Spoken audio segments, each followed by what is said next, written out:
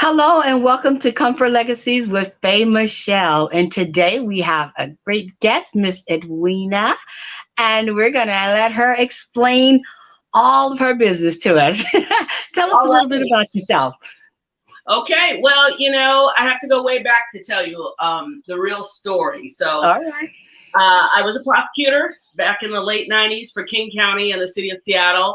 And, I was dealing with the underbelly of society. And so reading romance was the complete opposite of that for me. It was escapism and release. And so people would always say, what would you do if you weren't doing this? And I said, well, I'd write romance books.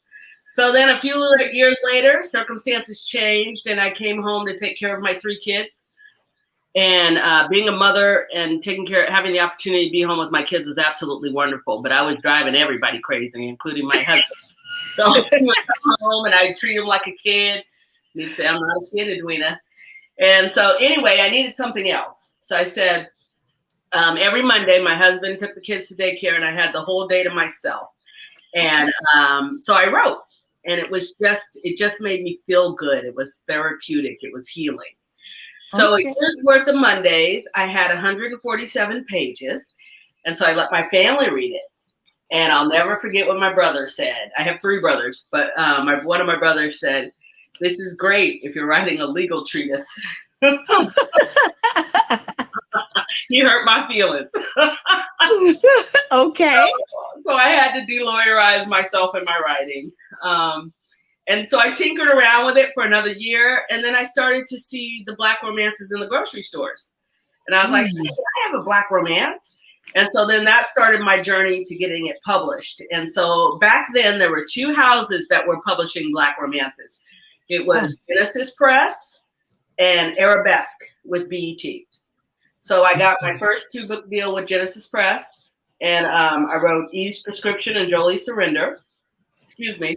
And then I got a deal with Arabesque, and Harlequin bought Arabesque. So the same week I got the call that I was now a Harlequin writer, I got the news that my sister's cancer was terminal.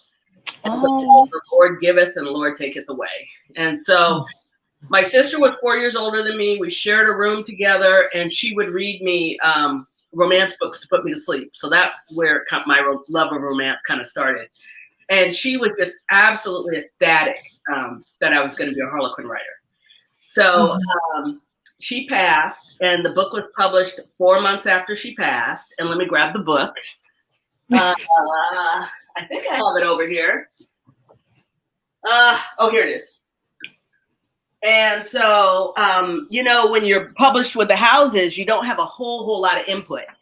And so the cover, you do have input. And when they called me and said, well, what do you think about the cover? I said, do whatever you want to do. So, and the picture looks a lot like my sister. So I had nothing to do with it. So I always thought that was her looking down saying she approved of the book. Anyway, every time I sat down to write, I started to cry. So I stopped writing. I did not deliver the second book to Harlequin. And then about 3-4 years ago, I started dreaming of my sister, and she was saying, get over it, start writing again. And so I did. I wrote the sequel to House Guests, which is Twice Tempted. Twice Tempted. Okay. So I sent it to Harlequin, and the flattering part is they remembered who I was after 14 years. It was just 14 years late, a little late. Really? They remembered who I was, and they said, Edwina, we don't quite publish in this genre anymore, but if you want to change this and change that, we will consider publishing you. So then I went and just started tinkering around with Amazon, and I was able in a weekend. So I decided to self-publish because I wanted creative control of my books. Absolutely. And yeah, so anyway, so we had Twice Tempted, and I had written Chocolate Friday back in the day, and I had self-published Chocolate Friday just because I wanted to see what it was like, and the experience was completely different. So I updated Chocolate Friday and decided to run with that series. I wrote, you can see them over there, Vanilla Chocolate, and then the third book in the series is Chocolate Drop. So that's a little bit. Chocolate Drop? Yep, that just came out April 15th. All And I can tell chocolate. you about the books if you like, but I feel like I'm talking too much. Well, you just, hey, did what I said, took it and run with it, So that is awesome because you answered just about all the questions I was going to ask you. However, I'm glad to know that you got to experience both sides of it. And that's where I want to pick your brain. Okay. So when you published with the publishing house, what were the major differences other than creative control? I know the expense is different, all of that. So I want the whole rundown of how they were different. Well, the beauty of being published with the houses. Now, let me tell you, if I was depending on this to eat, Yes. I would probably go back to the houses. Probably. Okay. But then again, my hustle, I'm making money too. So, but with the houses, you have instant distribution everywhere. Okay. Right? You don't have to fight to get your book into bookstores. Your books are just everywhere. You could just sit back and relax if you want to.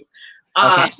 In addition, they enter your book into contests. So I was nominated as best new author. I didn't win it. But I didn't. The publishing houses automatically enter your books into stuff. So that's the beauty of the houses. The painful part is, like I said, each book is like a baby, and when you say something's wrong with your baby, that's kind of hard to take. And so you got to have tough skin. But you have to. Every book that I published through a house, I've had to change at least 25% of the book. So. You got to take your ego out of it and do what they want, or you don't get your book published. So that's the two major differences to me, that automatic distribution and being nominated for things is kind of cool. So they advertise the books for you. And so do you think that, what were your sales like compared to self-publishing? I don't know because I just got a check. And I was getting that's the other major difference. I got like 10 cents a book with the publishing houses. I know, and I was still getting a decent check. So that tells you how many books they move.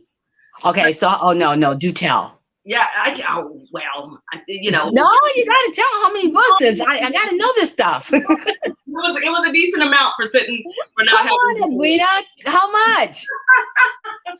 My memory, I got a couple $5,000-$6,000 checks. Oh, wow. And I wasn't really promoting. So imagine if I had promoted and they were promoting. Yes. Yeah. Okay. So typically when you publish with the housing, sometimes, it all depends on the literary house that you're dealing with. They will sometimes give you an advance, right? Now, was that your type, or was that like a vanity publishing house where they just work for you?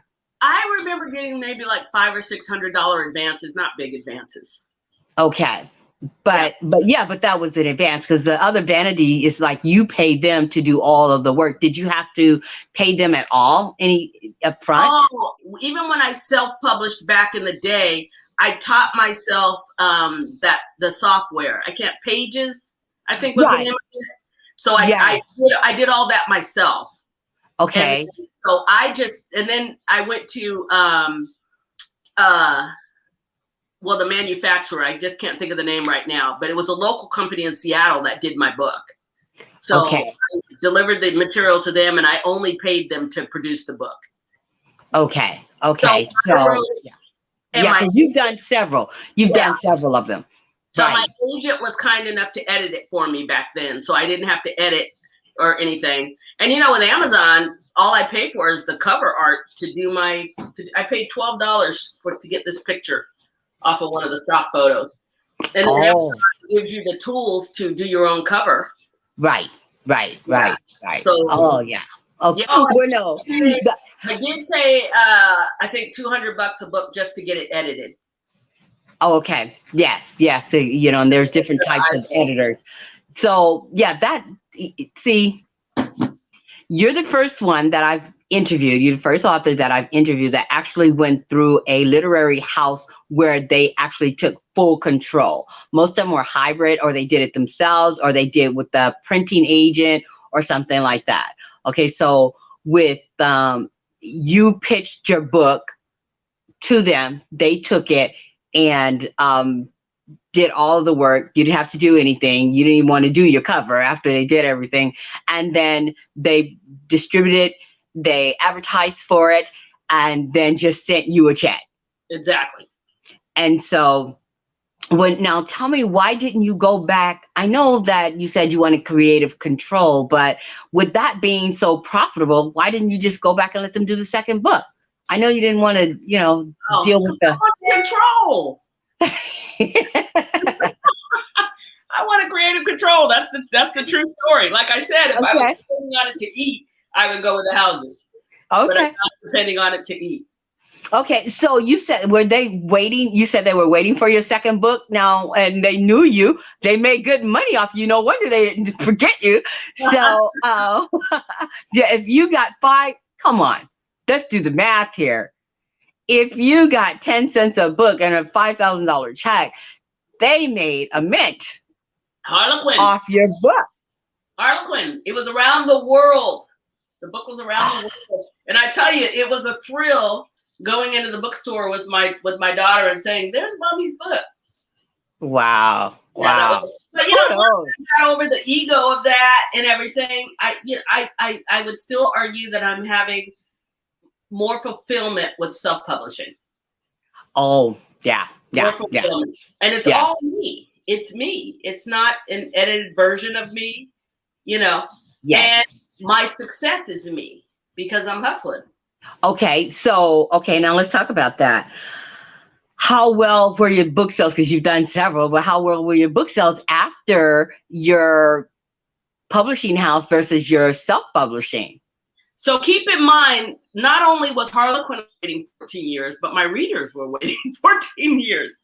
So, and I had lost all of my list and everything. So I was starting from ground zero. Okay. Yes. As far as marketing. So, and I'm still in that process. Twice Tempted came out last year. And then Chocolate Friday, I redid it. So, and then I published Vanilla Chocolate and then Chocolate Drop. So I'm rebuilding my audience. I'm thrilled. I have 1,000 Facebook followers now. Okay. I'm building up my mailing list. And it's a good mailing list. It's not just, it's 112 or so, but they're dedicated people. Right. Right. Yeah. So I'm building up my audience. And it's hard work. It's hard work. Yes. It's the business. It's the business part of it. So do you ever do any, like speeches or speaking engagements? Mm-hmm. That I've done quite a few. Persist is a group of diverse women. It was started by a Black woman, but what they do is they fundraise and support Black women running for office. And so I did a fundraising event for them. I was their keynote speaker. And I don't know how much money they made off the event, but all 7 of the women that they were supporting were elected. So, wow. Yeah, I thought that was pretty cool. Yeah. And I've been on the radio, just local radio. What else? I'm trying to think what else. Oh, back in the day, Seattle Weekly, you could see it up there. They did a big article on me. Okay. I'm a basketball coach. I coach for Rainier Beach High School out here. I'm the head girls varsity coach. And so I get a little publicity for that. And of course, I mix in the books. Oh, wow. Oh, my goodness. So I'm honored. I'm honored. Thank you for having me on the show. I didn't know I was doing a big celeb here. Yeah, not a big. That is awesome. That is so refreshing. Basically, I get a lot of questions. One of my questions is, how can other authors assist or help you? Oh, well, if there's, I would love to meet some other romance authors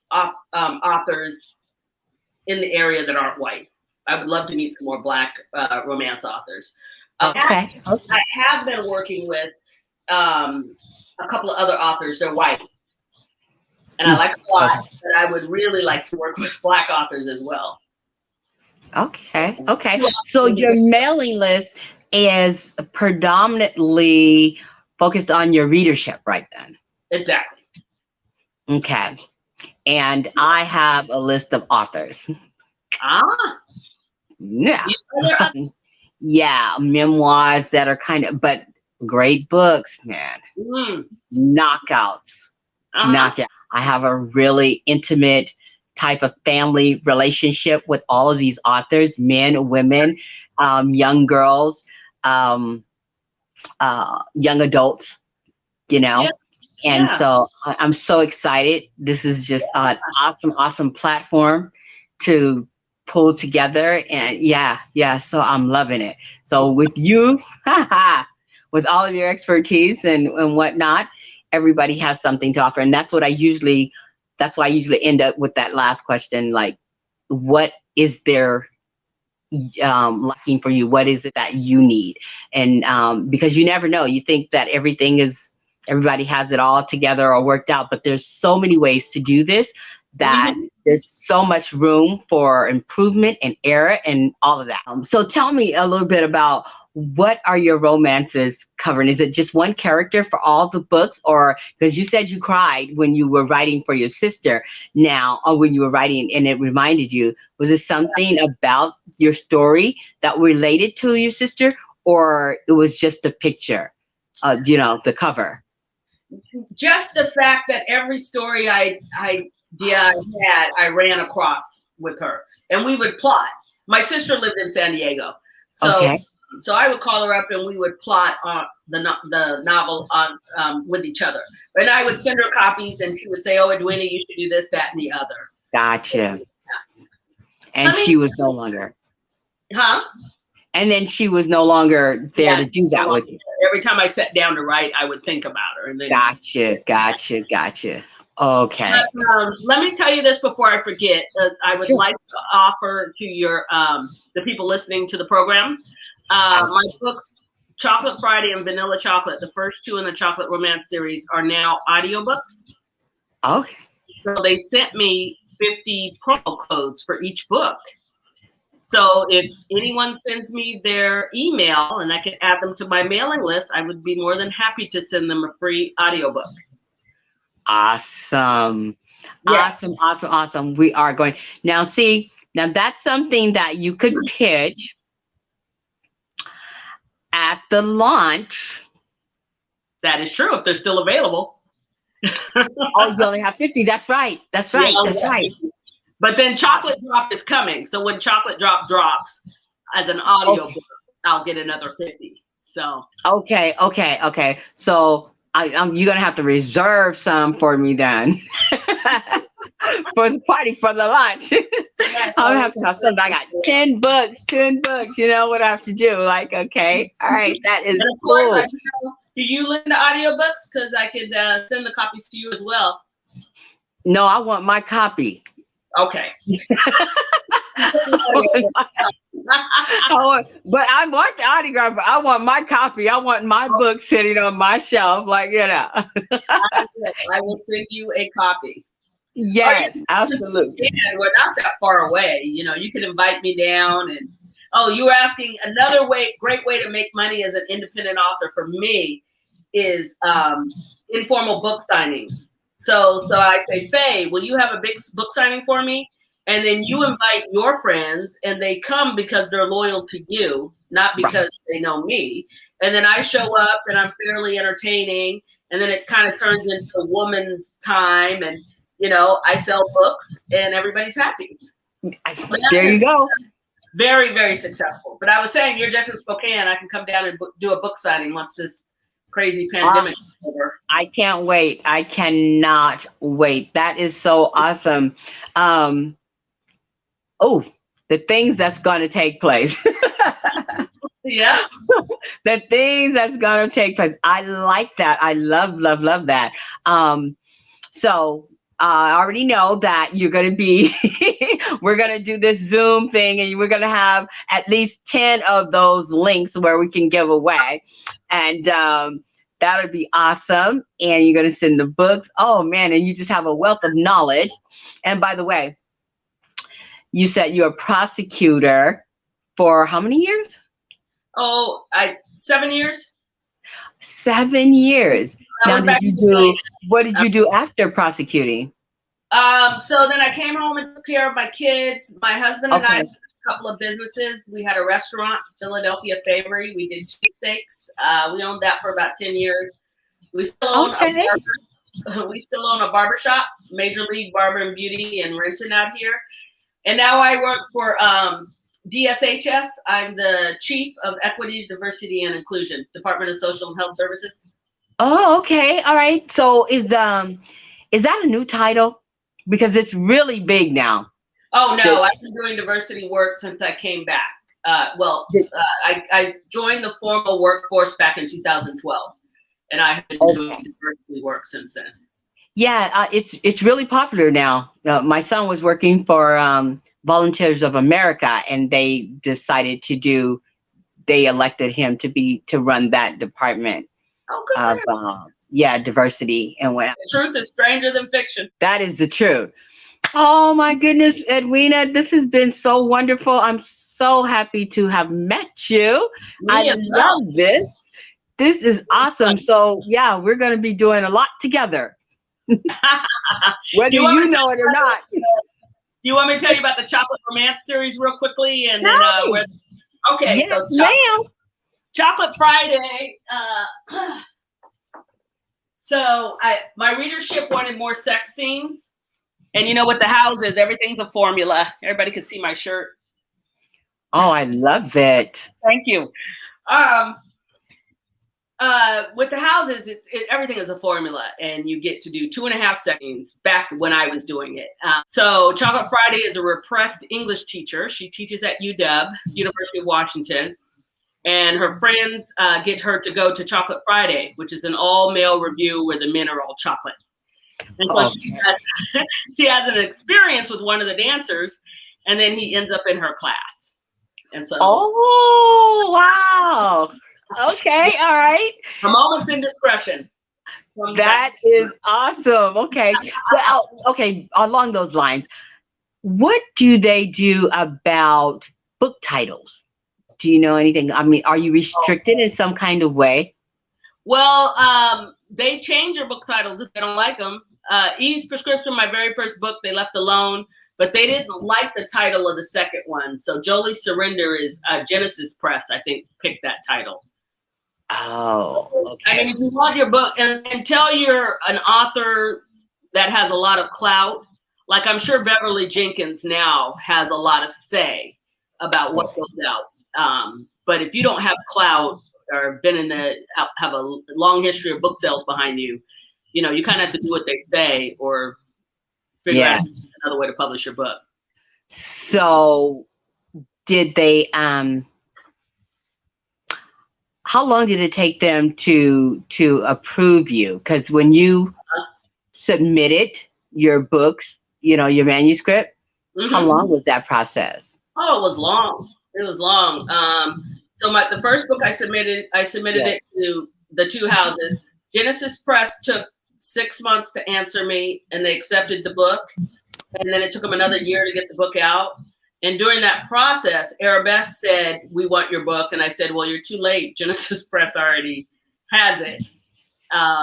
But back then, once they accepted it, it took another year to get it out. Hmm. Things might be faster now. I don't know. But everything was a long process. And when Yeah. I recently got in touch with Harlequin, they got in touch with me within a month. But then I did their submission process. But then I sent an email to the editor that was still there from the time that I was there. And so that editor sped up the process. I mean, I think Oh. she pulled my manuscript and looked at it, and she's the one who responded to me. Mm. So yeah, I don't think I would have gotten as quick a response. Oh, okay. Okay. Wow. That is, and so when you submit your manuscript, they just handled everything for you then. You didn't have to go through different editors or anything like that. Yeah, I had to go through 2 edits. One edit is content, so Yes. that they might switch your story around, and then the second edit is grammar, or Okay. they call it a line edit. Okay. But you didn't have to do it. They just let you know what steps or No, process. so they send your manuscript back to you with the suggestions, and you have to actually do it. Oh, okay. You have All to edit. right. If you don't do it, they won't publish. But no, yes, you have to do it. So Gotcha. after I change the content, then they glance at it again, and if they approve it, it moves into the line edit. But if they don't agree with your interpretation of what they wanted you to do, then they're going Yes. to send it back to you again. Send it back to you again. Gotcha. All right. Okay. I thought maybe since they had all the balls in their court that they'd do it themselves. It's like, we're not up for the work. We're going to tell you what to do, but you got to do the work. Okay. Yeah. All So right. you can imagine you're writing the next book, and then you got this stuff coming in that you got to respond to. That's another thing. Being published by the houses, it felt like a job, Yeah. Huh. and I didn't want it to feel like a job. Yes. Yes. And they're So they running give you so time. much, that the content, for me anyway, I didn't think the story was as good because they were rushing me too much. Gotcha. Gotcha. Yeah. Gotcha. That was going to be my next question. If by the time you got to it and then your mind was already on something else, and it made it a little bit more difficult if you just weren't removing it, or then you have to come up with something else.